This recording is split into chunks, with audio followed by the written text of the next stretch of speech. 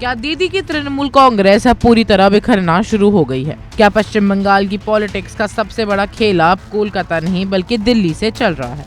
आज बात उस सियासी भूकंप की करेंगे जिसने बंगाल से लेकर दिल्ली तक सियासत को हिलाकर रख दिया है।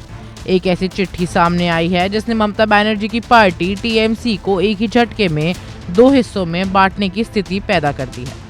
ये कोई आम नाराजगी नहीं है, ये टीएमसी के इतिहास की सबसे बड़ी बगावत बताई जा रही है और इस स्टोरी में इतने ट्विस्ट हैं कि आप भी हैरान रह जाएंगे।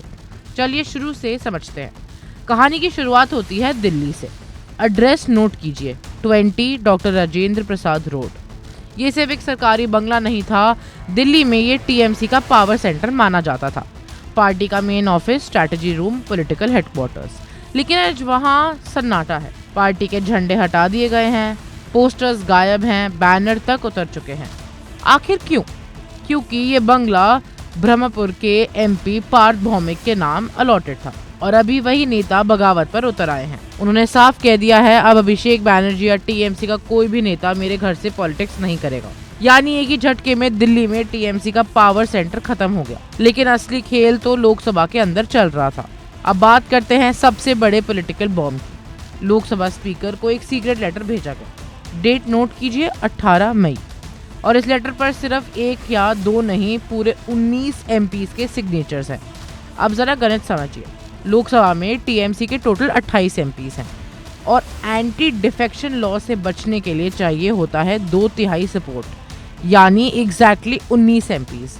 मतलब ये बगावत पूरी लीगल प्लानिंग के साथ की गई है। इन एमपीज की डिमांड है कि उन्हें लोकसभा में अलग ब्लॉक और अलग सीटिंग दी जाए। सीधा मतलब हम अब दीदी के साथ नहीं हैं। और इस रिबेलियन को लीड कर रही है 12 की एमपी काकोली घोष। उनका कहना है ये तो सिर्फ ट्रेलर है, पिक्चर अभी बाकी है। उन्होंने क्लेम किया है कि बगावत करने वालों की संख्या 20 से भी ज्यादा हो सकती है। अब सवाल उठता है कि इस बगावत में कौन कौन से बड़े नाम शामिल हैं। सबसे बड़ा नाम सायोनी घोष। इलेक्शन कैंपेन में जो सबसे अग्रेसिव चेहरा मानी जाती थी, जिनके स्टेटमेंट्स हेडलाइंस बनते थे, उन्होंने भी इस लेटर पर साइन कर दिए हैं। कहा जा रहा है कि वो चुपचाप बागी नेताओं से मीटिंग्स कर रही हैं। दूसरा बड़ा नाम देव अधिकारी। देव को ममता बनर्जी का करीबी और फेवरेट माना जाता था, लेकिन अब उन्होंने भी दीदी का साथ छोड़ दिया है।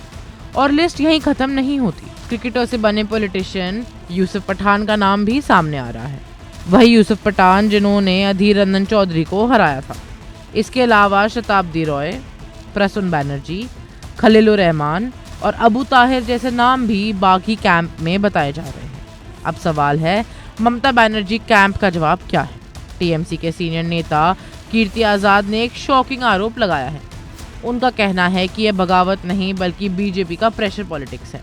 कीर्ति आजाद का आरोप है कि फर्स्ट टाइम एमपीज को धमकाया गया, उनके घरों में तोड़फोड़ हुई, फैमिलीज को डराया गया और जबरदस्ती सिग्नेचर्स लिए गए।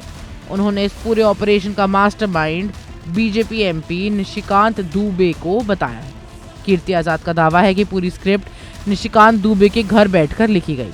लेकिन खेल सिर्फ लोकसभा तक सीमित नहीं है। राज्यसभा में भी टीएमसी को बड़ा झटका लगा है। 13 राज्यसभा एमपीज में प्रकाश चिकबरायक, सुखेंदु शेखर रॉय और सुष्मिता देव रेजिग्नेशन दे चुके हैं। और खबर ये भी है कि सुपरस्टार कोयल मलिक भी जल्दी रिजाइन कर सकती हैं। पार्टी के अंदर की नाराजगी भी हम खुलकर सामने आ रही है। कल्याण बनर्जी ने सीधा अभिषेक बैनर्जी पर निशाना साधा है। उन्होंने कहा है कि ममता बनर्जी को चुना होगा, या तो सीनियर लीडर्स की सुने या फिर अभिषेक बैनर्जी को पार्टी चलाने दे। यानी पार्टी अंदर से पूरी तरह सुलग रही है।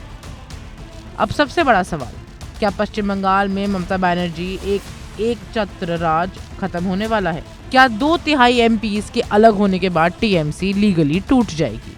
और जब दीदी अपनी इमरजेंसी मीटिंग बुला रही हैं, तो क्या उससे पहले और भी एमपीज उनके साथ छोड़ देंगे? क्या ममता बनर्जी इस सियासी बाजी को पलट पाएंगी या बंगाल में किसी नए नेता का उदय होने वाला है?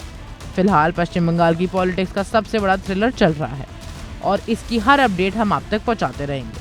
आपको क्या लगता है, क्या टीएमसी बच पाएगी? अपनी राय हमें कमेंट में जरूर बताइए। Subscribe to One India and never miss an update. Download the One India app now.